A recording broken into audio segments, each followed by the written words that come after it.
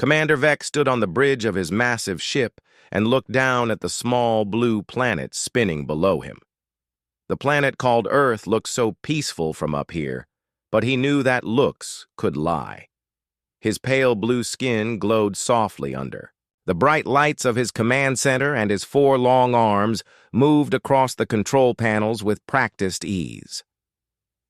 The commander was 7 feet tall and built like a stick.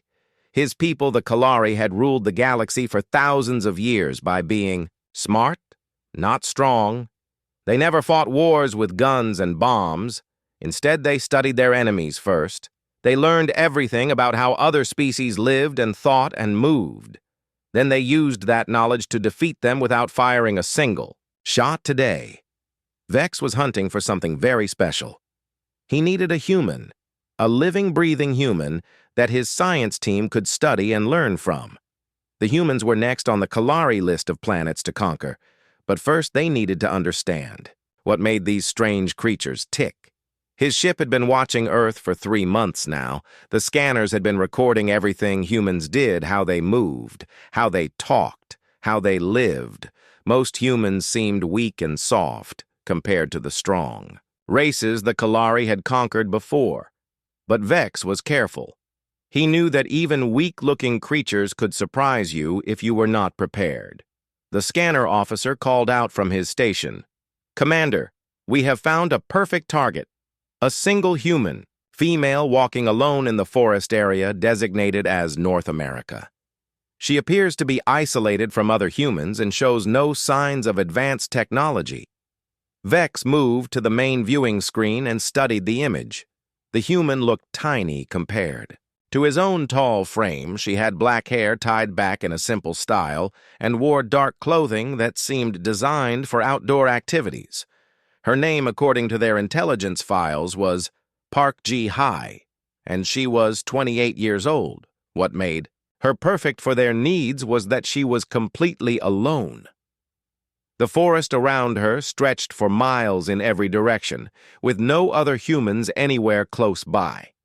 Their scanners showed no cities or towns nearby, which meant no one would miss her. Right away, this would give them plenty of time to complete their studies before anyone noticed she was gone. Park. Ji-Hai moved through the forest with smooth, confident steps that caught Vex's attention. Most humans they had observed stumbled and made noise when they walked through natural areas.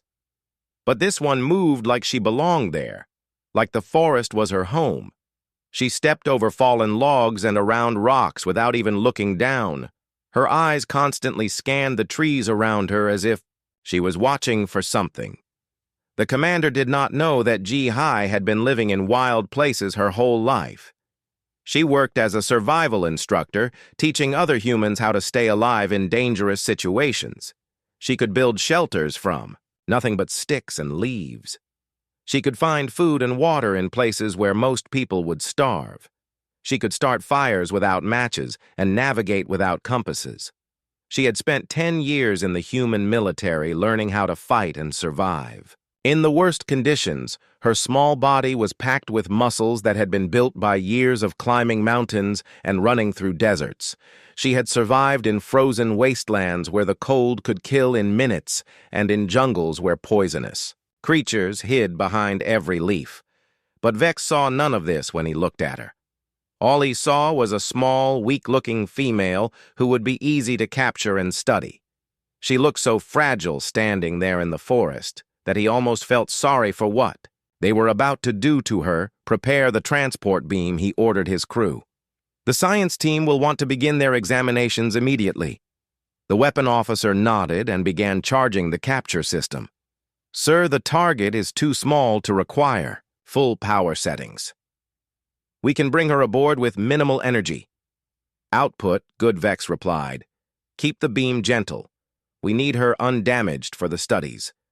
What the commander did not realize was that Ji-Hai had noticed their ship hours ago. She had been trained to watch the sky for aircraft, and the Kalari vessel was too big to hide completely. She could not see it clearly, but she could tell something was up there. Watching her, the forest felt wrong somehow, like when predators were hunting nearby. Hai had learned long ago to trust her instincts. When something felt dangerous, it usually was. She had changed her route 3 times, trying to lose whatever was following her, but the feeling never went away. Now she was starting to think that whatever was watching her was not from Earth. She stopped walking and looked up at the sky. Her dark eyes searched the clouds looking for any sign of movement. She had heard stories from other military people about strange lights in the sky and aircraft that moved in impossible ways. Most people laughed at those stories, but Ji-Hai had learned to keep an open mind about things that seemed impossible. The transport beam hit her without warning. One moment she was standing on solid ground, and the next moment she was floating in a column of blue light that lifted her up toward the sky. Her first instinct was to struggle, but her training kicked in immediately. Instead of panicking, she forced herself to stay calm and observe everything around her. The beam felt warm against her skin and seemed to support her weight without hurting her. She could see the forest getting smaller below her as she rose higher and higher. Soon she could see the curved edge of the earth and the black space beyond it. That was when she knew for certain that she was dealing with something not from her world. As she rose through the atmosphere, Ji-Hai began planning. She had been in dangerous situations before, and she always survived by staying calm and thinking clearly. The creatures who had taken her obviously had technology far beyond anything humans possessed, but every system had weaknesses. Every enemy could be defeated if you were smart enough and determined enough. The beam pulled her into the bottom of the alien ship, and she found herself standing in a large metal room with smooth walls and bright lights. Everything looked clean and advanced, like the inside of a hospital. Several tall, thin creatures stood around the edges of the room watching her. Through large black eyes, Ji-Hai studied her captors carefully. They were much taller than humans, but they looked fragile, like they might break if you pushed them too hard. Their skin was pale blue and seemed almost transparent. She could see veins underneath the surface. Their forearms moved in slow, graceful motions that reminded her of underwater plants swaying in the current. The creatures kept their distance from her, which told her something important. They were afraid of her, even though she was their prisoner, and they had all the technology. They still treated her like she might be dangerous. This was useful information that she filed away for later. One of the aliens stepped forward and spoke to her through some kind of machine that translated his words into English. "Do not be alarmed, human female. You will not be harmed if you cooperate with our research. We simply wish to study your species before we make contact with your world." Ji-Hai nodded and smiled, but her mind was racing. She was already testing the energy field that surrounded her, looking for weak spots and measuring its pulse patterns. She had worked with electric fences during her military training, and this did not seem much different. Every prison had a way out if you were smart enough to find it. The alien continued speaking, but Ji-Hai was no longer listening to his words. Instead, she was memorizing everything about the room, the positions of the guards, the location of what looked like control panels. She was noting the stress fractures in the metal walls and the way the floor plates fit together. She was doing what she had been trained to do since she was 18 years old. She was preparing to survive and escape, and if necessary, to fight, because Park Ji-Hai had learned one thing during her years of facing impossible odds. There was no such thing as a hopeless situation, only people who gave up too easily, and she never gave up. Dr. Yil moved through the ship's laboratory with confidence that came from years of studying alien species. His 4 arms worked independently as he prepared the testing equipment for their new human specimen. The Kalari scientist had examined creatures from over 200 different worlds, and he believed humans would be just another entry in his vast database of conquered races. The laboratory was filled with strange machines that hummed and beeped as they measured everything from bone density to brain activity. Dr. Yil had designed most of these devices himself, and he was proud of how they could reveal the secrets of any living creature. The walls were lined with glass containers holding specimens from dozens of worlds, each one a trophy of Kalari scientific superiority. Today would be different, though.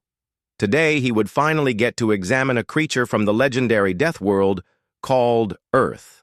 The stories about this planet had been circulating through Kalari scientific circles for months. Some claimed it was covered in deadly storms that could level cities. Others said the very air was poisonous and the water could dissolve metal. Dr. Yill did not believe most of these stories. He had seen too many planets that seemed dangerous from space, but turned out to be harmless.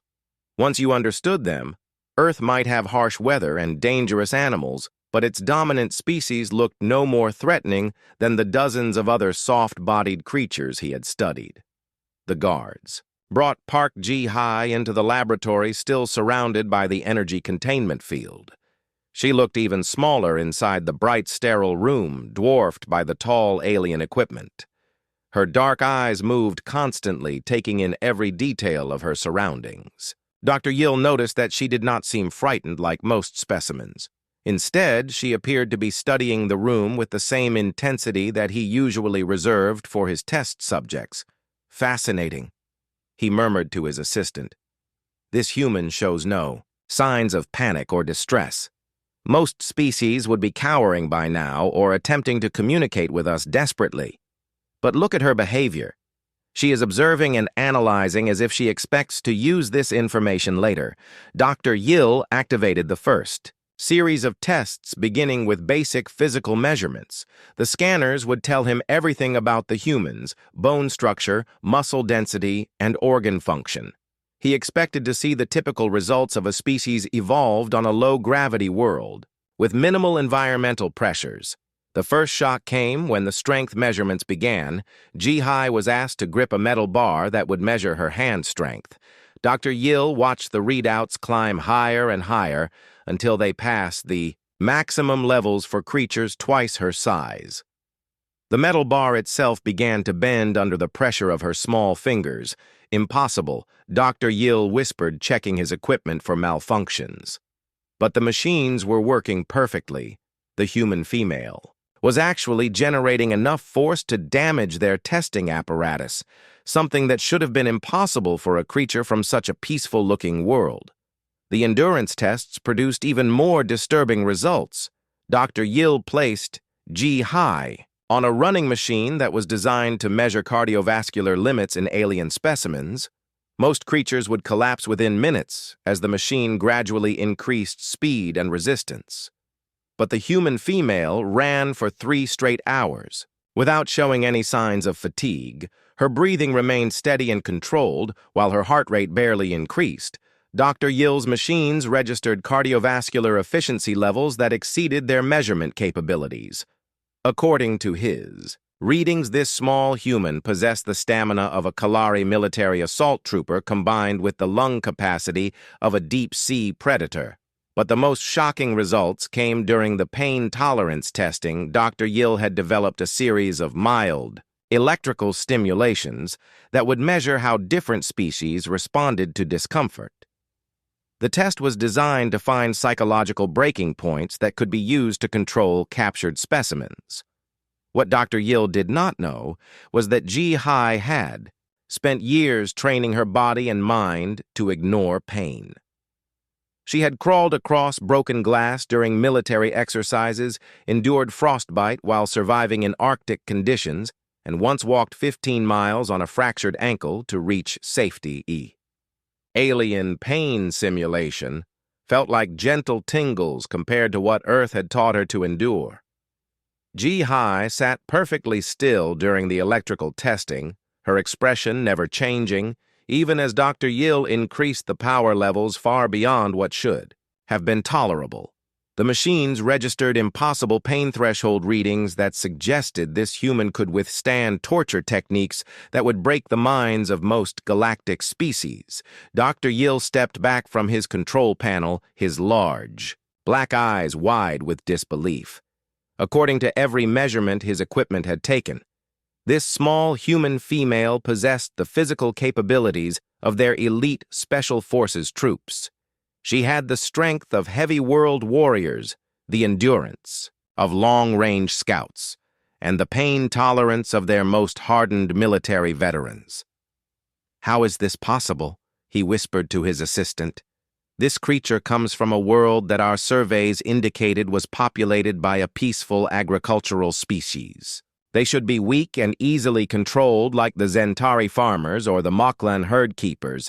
His assistant checked the readings again. "Sir, all measurements are confirmed. This human exhibits physical capabilities far beyond anything in our database." Perhaps the intelligence reports about Earth were incomplete. Dr. Yill immediately contacted Commander Vex, his voice crackling through the ship's communication system. "Sir, we have a serious problem with the human specimen. Our initial assumptions about her species' capabilities appear to have been drastically incorrect." Meanwhile, Ji-Hai continued her own careful observations of the alien laboratory. She had noticed several important details during the testing procedures. First, the aliens handled their equipment with extreme care, as if everything might break from normal use. Second, they wore protective suits when working with certain chemicals, suggesting they were much more fragile than they appeared. Most importantly, she had seen fear in their large black eyes when they reviewed her test results. Whatever they had expected to find, she was clearly not meeting their assumptions about human capabilities. This gave her a significant psychological advantage that she planned to exploit when the time came. The testing chamber itself was another source of valuable intelligence. Ji-Hai had memorized the location of every control panel, every ventilation grate, and every structural weak point in the room. Her years of survival training had taught her to automatically catalog potential weapons' escape routes and defensive positions in any environment. She noticed that the walls were made of a lightweight metal that showed stress fractures near the joints. The alien construction was advanced but not robust. It seemed designed for controlled laboratory conditions, not for resisting determined assault. The floor plates were held down by simple magnetic locks that could probably be disrupted with the right electrical interference. The guards who watched her were clearly nervous about her test results. They kept their distance and held their weapons ready, even though she was still contained within the energy field. Ji-Hai realized that fear could be a powerful weapon if she used it correctly. These aliens had built their entire society around technological superiority over primitive species, but they had never encountered anything like a human Deathworlder doctor. Yill continued his examinations, but his confidence was rapidly disappearing. Each new test revealed capabilities that challenged everything the Kalari thought they knew about species development. How could creatures from such a seemingly peaceful world possess such incredible physical and mental toughness? What kind of environment could produce beings this resilient as? The hours passed. Ji-Hai began to understand the true scope of her situation. These aliens were not just studying her for scientific curiosity, they were gathering intelligence for an invasion of Earth. They wanted to know human weaknesses so they could conquer her world without a fight. But their plan was backfiring spectacularly because they had chosen the wrong human to represent her species. HFY was not a typical human. She was the product of Earth's most extreme environments and humanity's most intensive training programs. She represented the absolute peak of human physical and mental conditioning. If the aliens based their invasion plans on her capabilities, they were going to get a very unpleasant surprise when they encountered billions of humans who had grown up on the same deadly world. The irony was not lost on her. The aliens thought they were studying a helpless specimen, but they were actually giving away all their secrets to someone who knew how to use that information against them. Every moment she spent in their laboratory was another piece of intelligence she could use to turn their own ship into her weapon. Yill finally ended the testing session, his normally steady hands shaking as he reviewed the impossible data he had collected. He knew that he needed to report these findings to Commander Vex immediately, but he also knew that his report would change everything about their mission to Earth. The small human female who sat quietly in their containment field was not the weak, primitive creature they had expected. She was something far more dangerous than anything their species had ever encountered, and they had brought her right into the heart of their ship. The breaking point came 3 days after the initial testing when Dr. Yill made the worst mistake of his scientific career. He decided that the human needed to understand the futility of resistance, so he brought Ji-Hai to observe the ship's prisoner holding area where dozens of creatures from other conquered worlds were kept in various states of despair. The prison section was a nightmare of scientific cruelty. Beings from across the galaxy sat in energy cages, their spirits broken by months or years of experimentation. Some had been physically altered by Kalari research. Others had been psychologically shattered by constant testing. All of them had given up hope of ever seeing their home worlds again.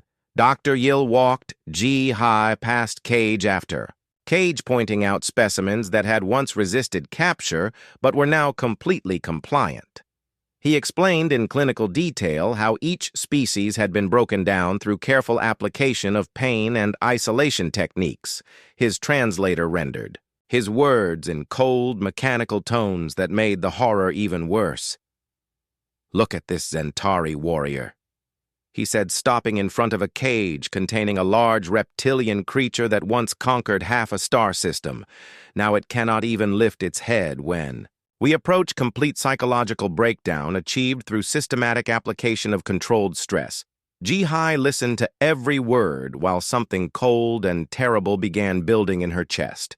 She had seen broken people before during her military service, soldiers who had been pushed beyond their limits by war and torture. But she had never seen an entire facility dedicated to the systematic destruction of intelligent beings for scientific curiosity. The alien doctor continued his tour, completely unaware of what he was awakening in his human specimen. He showed her beings that had been vivisected while still alive, creatures that had been driven insane by sensory deprivation, and families that had been separated and tortured. In front of each other, all of it carefully documented for Kalari scientific advancement. When they reached the section containing the most recent captures, Dr. Yill made his fatal error.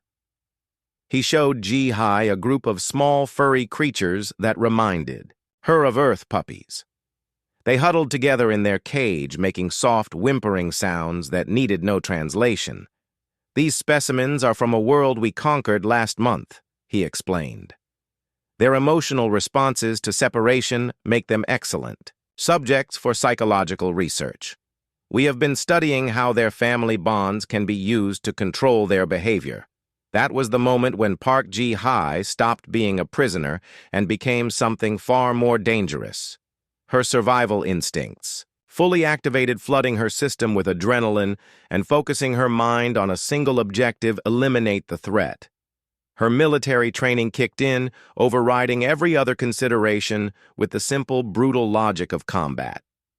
The change was so sudden and complete that Dr. Yill actually stepped backward in alarm. The human female had been calm and observant for days, but now she radiated a predatory intensity that made his skin crawl. Her dark eyes had become completely cold and calculating, like a machine designed for violence.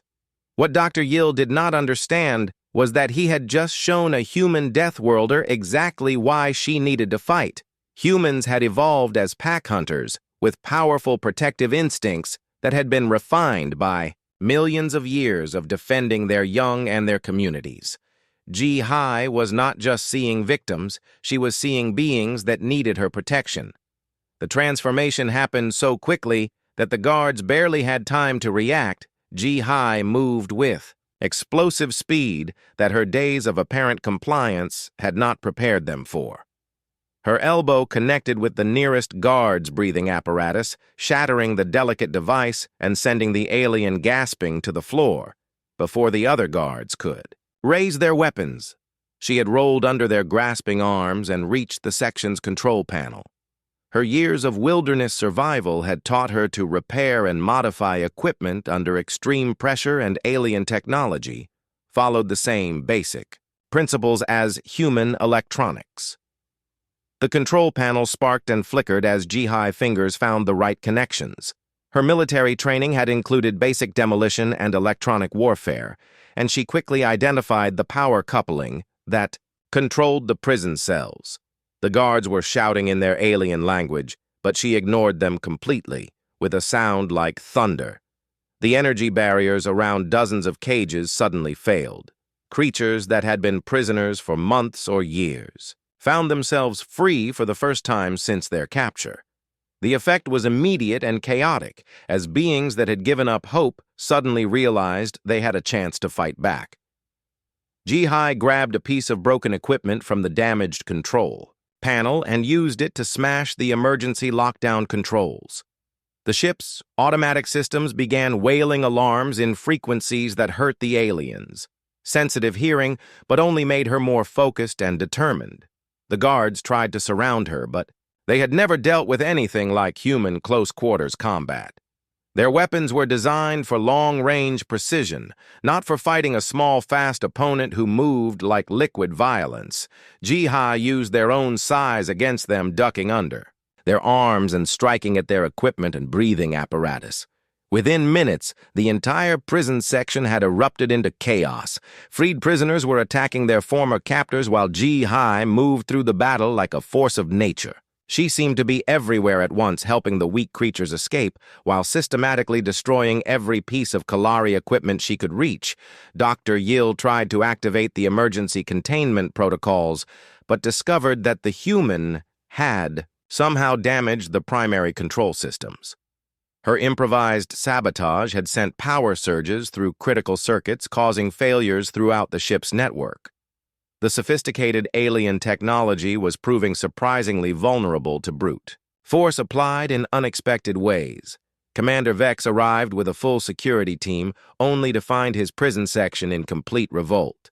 The small human female he had captured was leading an army of freed specimens in a coordinated assault on his ship. His advanced military training had prepared him for many types of combat, but not for this kind of improvised rebellion. The worst part was that Ji-Hai was not just fighting randomly. She was moving with purpose, targeting specific systems that would cause maximum damage to the ship's operations. Her wilderness survival background had taught her to think systematically about resource denial, and she was applying those lessons to alien technology. The ship's lights flickered and went out as she found and destroyed another critical power. Coupling emergency lighting cast eerie red shadows through the corridors, while alien voices shouted orders in panic and confusion. Ji-Hai had turned their own vessel into a hunting ground where she held every advantage. She disappeared into the maintenance tunnels before Vex's security team could corner her, leaving behind a scene of destruction that would have been impossible for any single being to accomplish according to every military manual the Kalari had ever written. But then again, their manuals had never included chapters on fighting human Deathworlders. As the alarms continued to wail throughout the ship, Commander Vex realized that his perfect scientific specimen had become his worst nightmare. The small, fragile-looking human had somehow transformed into something that his crew could barely comprehend, let alone defeat. The really terrifying part was that she was not done yet. The power failures and system damage suggested that this was only the beginning of her assault on his ship. Park Ji-Hai had spent 3 days learning everything she could about Kalari technology, and now she was ready to use that knowledge to turn their most advanced vessel into their tomb for. The first time in his military career, Commander Vex felt genuine fear as he realized that he might have captured something far more dangerous than any weapon his people had ever created. Ji-Hai moved through the ship's maintenance tunnels like a predator returning to her natural habitat. The narrow spaces reminded her of the cave systems she had explored during survival training, and the alien vessel's layout followed logical engineering, principles that she understood completely. Her survival knife carved marks into the metal walls, creating a map that only she could read. The Kalari had made a critical design flaw in their advanced ship. They had built everything to accommodate there. 7-foot frames with long, graceful limbs, but this created spaces that were too cramped for them to enter easily. What they saw as necessary maintenance access, HFY saw as a network of hidden highways that would let her move unseen throughout. Their vessel, she discovered that the aliens' artificial gravity system was located in the ship's central core, protected by what they considered impenetrable barriers. But their impenetrable barriers had maintenance hatches designed for automated repair systems, not human-sized intruders. HFY squeezed through spaces that the tall aliens could never fit into and found herself face-to-face with their most critical systems. Her first target was the gravity generator itself. Using techniques learned from demolition training, she carefully reversed several key components. The effect was immediate and devastating. Gravity fluctuations began rippling through the ship, sending the tall, ungainly aliens tumbling through corridors, while HFY moved with practiced ease through the chaos she had created. Years of rock climbing and gymnastics had given her perfect balance and spatial awareness. The fluctuating gravity that left the aliens helpless only made her feel more at home. She could push off walls and ceiling to change direction in midair, while her captors struggled just to remain upright. Commander Vex watched his crew stumble and fall through the security monitors, while his small prisoner moved through the ship like she was dancing. The human female seemed to understand exactly how the gravity changes would affect different areas of the vessel, and she was using that knowledge to stay one step ahead of his security teams. Next, HFY targeted the life support systems. She had noticed during her imprisonment that the aliens required very specific atmospheric conditions to function at their best. Their pale blue skin and large black eyes suggested they had evolved in controlled environments without the environmental stresses that had shaped human development. Working with components salvaged from her sabotage of other systems, she began introducing trace gases from the ship's own exhaust into the alien air supply. The effect was subtle at first, but gradually the Kalari crew became sluggish and confused, while her robust human physiology barely noticed the changes. The psychological warfare proved even more effective than the physical sabotage HFY had learned to move silently through. Forests, where a single sound could mean death from predators or human enemies. Now she used those skills to become a ghost that haunted the alien ship. Appearing and disappearing at will, guards would find their equipment disabled, their communication devices destroyed, and sometimes their unconscious colleagues, but never the human responsible. She left behind evidence of her presence, broken alien tools arranged in patterns that made no sense to Kalari minds, but served to increase their fear and confusion. The freed prisoners had scattered throughout the ship following escape plans that HFY had quickly explained to them during the initial breakout. Many of them had been captured months or years ago, and they knew details about the ship's layout that even she had not discovered. Their combined knowledge created an intelligence network that kept her informed about alien movements. Commander Vex tried to coordinate his security response, but discovered that his communication systems were failing in a pattern that seemed designed to isolate his teams from each other. The human somehow understood Kalari military protocols well enough to disrupt them, systematically turning his organized forces into confused individuals stumbling through a ship that no longer obeyed their commands. HFY had realized that the aliens' greatest weakness was their dependence on technology. They had built their entire civilization around sophisticated systems that worked perfectly under controlled conditions, but became vulnerable when subjected to the kind of creative destruction that humans learn to employ when desperate. Her military background included training in asymmetric warfare, fighting opponents with superior technology using improvised weapons and unconventional tactics. The Kalari had prepared for battles against other high-tech civilizations, but they had no experience dealing with an enemy who could turn their own ship into a weapon against them. The maintenance tunnels became her kingdom, where she could move faster than the aliens could track. Her years of spelunking and cave exploration had taught her to navigate complex three-dimensional spaces in complete darkness. The alien ship was just another cave system, with the added advantage of electrical systems she could manipulate. She began laying traps throughout the vessel using alien components in ways their designers had never intended. Emergency airlocks became snares that could trap security teams. Power conduits became improvised weapons that could overload alien equipment. Ventilation systems became highways that let her appear anywhere on the ship without warning. The most terrifying aspect of her campaign was its intelligence commander. Vex realized that she was not just causing random destruction, but was systematically dismantling his ship in an order designed to maximize psychological impact and operational chaos. Every system she attacked was chosen to make the next attack easier while leaving his crew more confused and demoralized.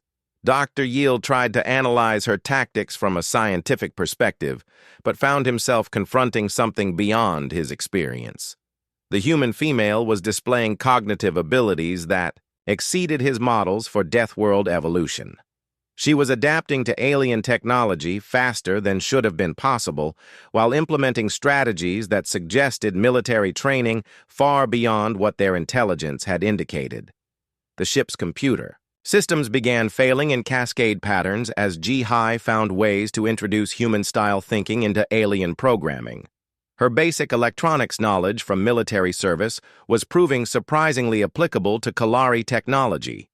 The fundamental principles were the same, even if the implementation was more advanced. She reprogrammed automated announcements to create false alarms that sent security teams rushing to empty sections while she attacked real targets elsewhere. The aliens' own ship began working against them as she turned their automated systems into tools of confusion and misdirection. The freed prisoners provided her with intelligence about weak points in the ship's structure that only long-term captives would know. They had spent months or years observing the patterns of their captors, and they shared that knowledge with the human who had given them hope again. Working together, they created a resistance network that turned the Kalari ship into a maze of death traps, and false lead security teams would pursue one group of escapees only to discover they had been led into ambushes prepared by others. The aliens found themselves fighting a guerrilla war in the corridors of their own vessel, Commander. Vex watched his advanced military situation deteriorate into something from his worst nightmares. His ship was being conquered from within by opponents who fought with desperate creativity instead of advanced technology. His crew was trained for space combat and planetary invasion, but not for this kind of close quarters, urban warfare. The human female had somehow learned to exploit every weakness in Kalari design philosophy. They had built their ship to be efficient and elegant, but not robust enough to withstand the kind of brute force problem-solving that characterized human engineering. When their systems failed, they failed catastrophically. As the hours passed, it became clear that HFY was not just trying to escape, she was systematically taking control of the entire vessel, turning it from a Kalari research ship into something else entirely. The aliens who had thought they were studying a primitive specimen found themselves becoming prisoners on their own ship. The worst realization for Commander Vex was that this was only one human female acting alone.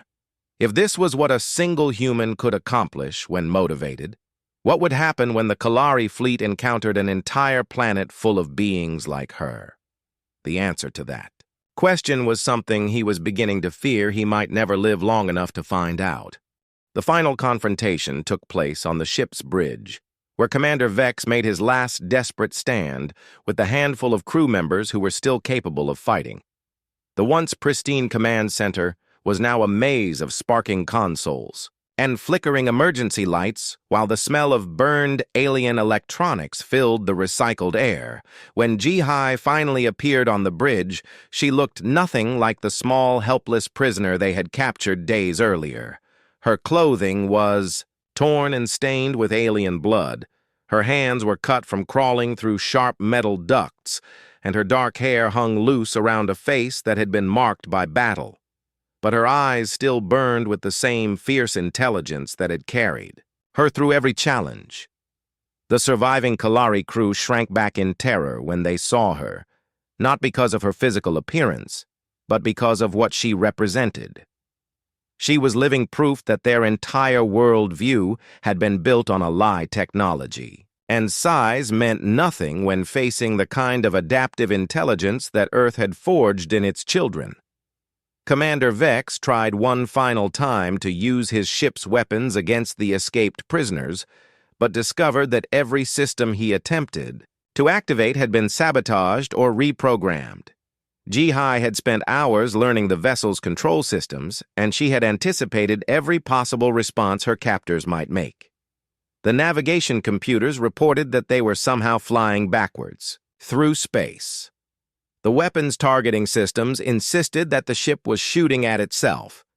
The life support monitors claimed that the bridge was flooded with water, while the artificial gravity controls randomly switched between 0G and crushing. Acceleration Vex realized with growing horror that the human female had not just disabled his ship, she had turned it into a trap with him as the prey.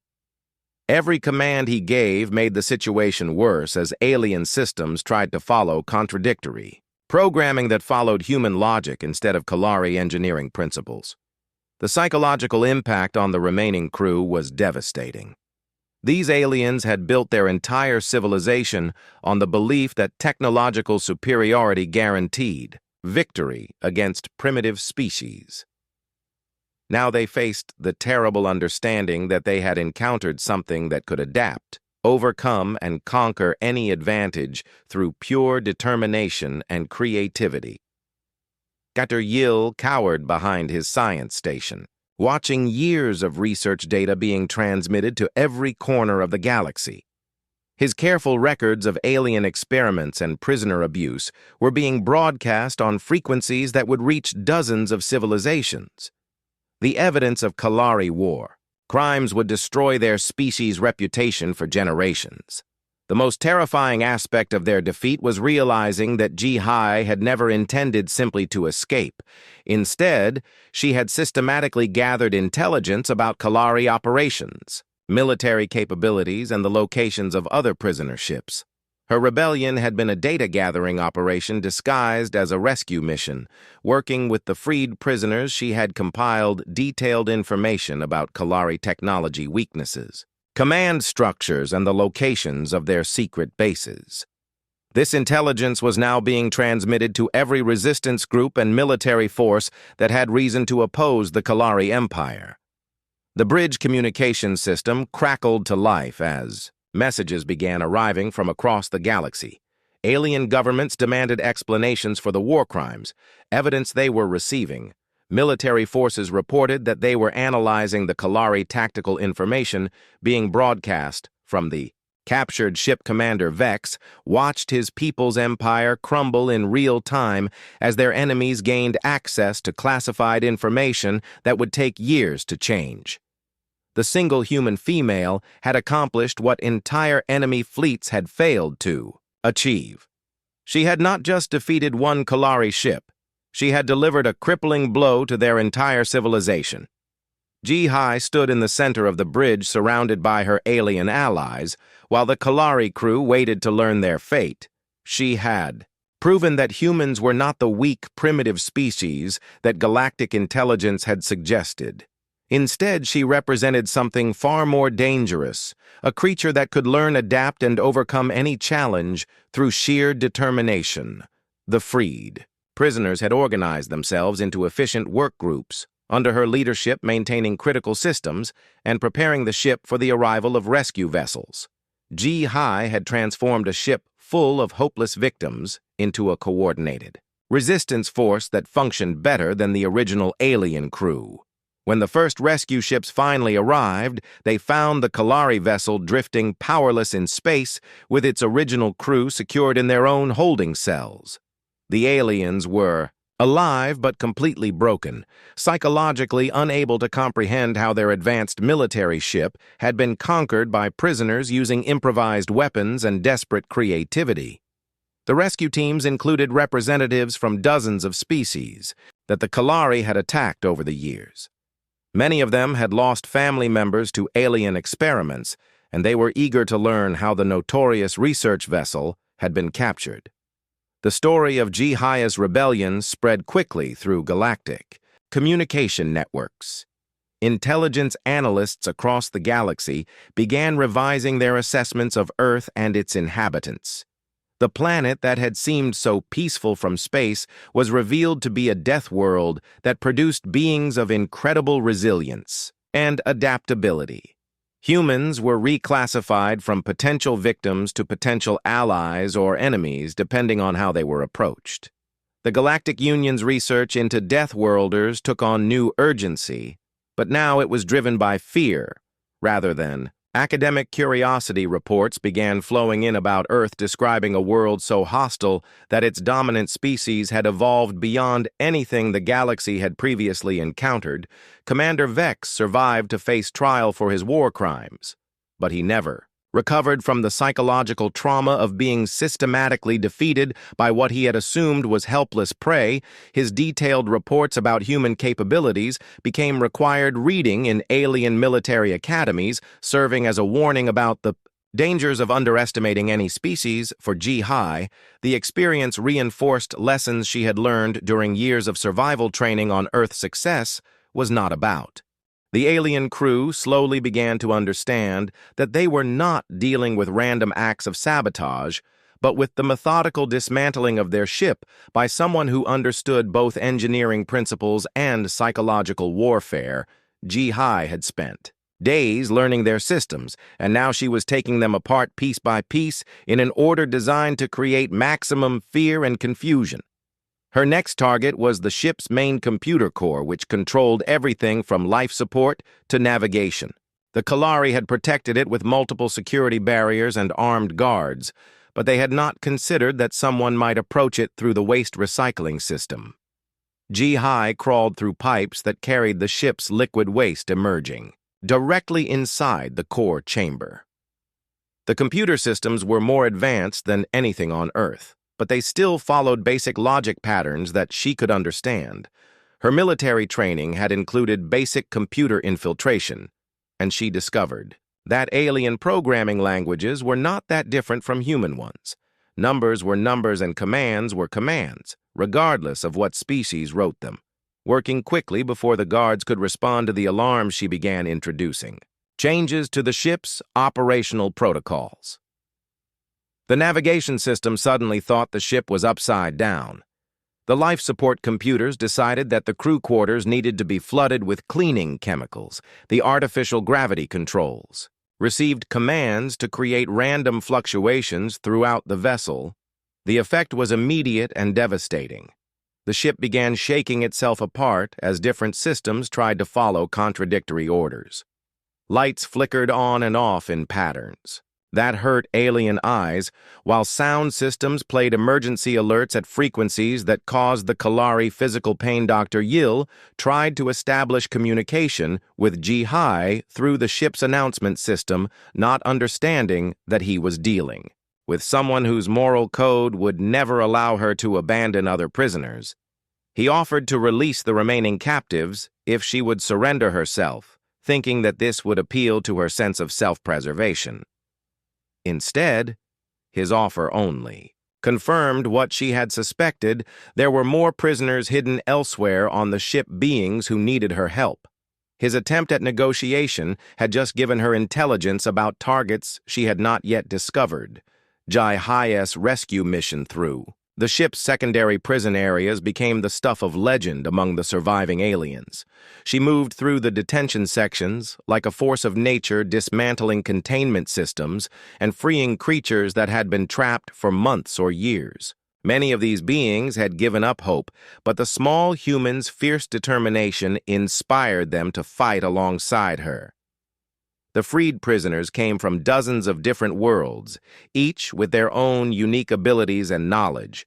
Some were natural engineers who understood technology, others were warriors who knew how to fight, still others were scouts who could move unseen through alien environments. Together, they formed an army that knew the ship's weaknesses better than its own crew. A massive, insectoid creature named Crix had been imprisoned for 2 years and knew every guard rotation on the ship. A small furry being called Pip had memorized the locations of every maintenance hatch during months of planning failed escapes. A reptilian warrior known as Scar understood Kalari military tactics from his own people's battles against them. Working together, they shared intelligence that turned Ji-Haya's individual sabotage campaign into a coordinated assault on every critical system. The aliens found themselves fighting opponents who combined human creativity with alien knowledge, creating combinations they had never encountered before. The communications array was their next target. Crix used his natural ability to generate electromagnetic pulses to disable the primary transmitters, while Ji-Hai rewired the backup systems to broadcast on emergency frequencies. The ship's distress calls began transmitting detailed records of Kalari war crimes to every communication station within range. Navigation computers fell next, as Pip squeezed through access tunnels too small for security guards and began randomly disconnecting fiber optic cables. The ship lost its ability to plot courses or maintain stable orbit while the crew struggled. To regain control of systems that had been sabotaged from within, Scar led a team of warrior prisoners in direct assaults on guard posts, while Ji-Hai used her knowledge of alien psychology to coordinate attacks that would cause maximum confusion. The Kalari guards found themselves facing enemies who fought with techniques they had never seen before. The most devastating attack came when Ji-Hai realized that the aliens had never encountered biological warfare. The ship carried samples of diseases from dozens of worlds for research purposes, but the containment systems were designed to protect against accidental release, not deliberate sabotage. Using her knowledge of Earth biology, she began introducing harmless human bacteria into the alien air supply. The Kalari immune systems had no experience with Earth microorganisms, and even beneficial bacteria caused them severe digestive problems and skin irritation. The psychological impact was even worse than the physical effects. The aliens began to fear that they were being infected with deadly diseases from the human Deathworld. Their medical staff was overwhelmed, trying to treat symptoms they did not understand, while their military effectiveness collapsed.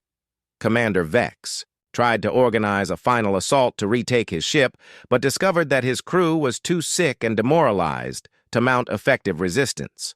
The human female had somehow turned their own research materials against them in ways that their science had never anticipated.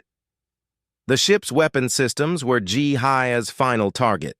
She had saved them for last because she knew that desperate aliens might try to destroy the ship rather than lose it to escaped prisoners. Working with her alien allies, she began the complex process of disabling the main guns while leaving the defensive systems intact.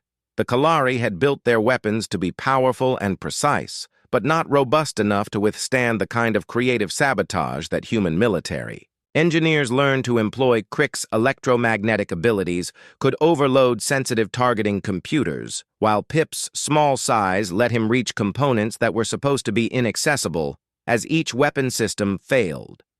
Commander Vex realized that his ship was no longer capable of fighting or fleeing. The human and her allies had turned his advanced military vessel into a helpless hulk, drifting in space without weapons, navigation, or reliable life support. The final psychological blow came when Ji-Hai began broadcasting messages to the Kalari home fleet using their own communication codes. The escaped prisoners shared intelligence about other Kalari operations, providing evidence of war crimes and prisoner abuse that would destroy their species' reputation throughout the galaxy. Dr. Yill watched his life work crumble as years of research data were transmitted to alien governments and resistance groups. The careful records he had kept of his experiments became evidence that would condemn his entire species to diplomatic isolation and military retaliation. The ship that had been a symbol of Kalari technological superiority became a monument to their hubris. A single human female and her alien allies had accomplished what entire enemy fleets had failed to achieve. They had not just escaped from captivity, they had conquered their captor's ship and turned it into a weapon against the entire Kalari Empire. As the ship systems continued to fail around them, the surviving Kalari crew began to understand the true scope of their mistake. They had thought they were capturing a weak specimen from a primitive world.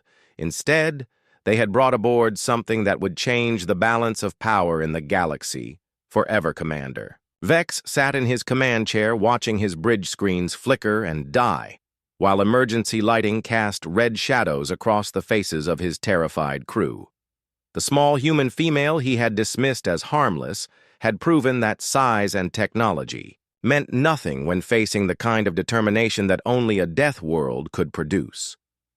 The question now was not whether they would survive, but whether anyone would believe their reports about what humans were truly capable of accomplishing when pushed to fight.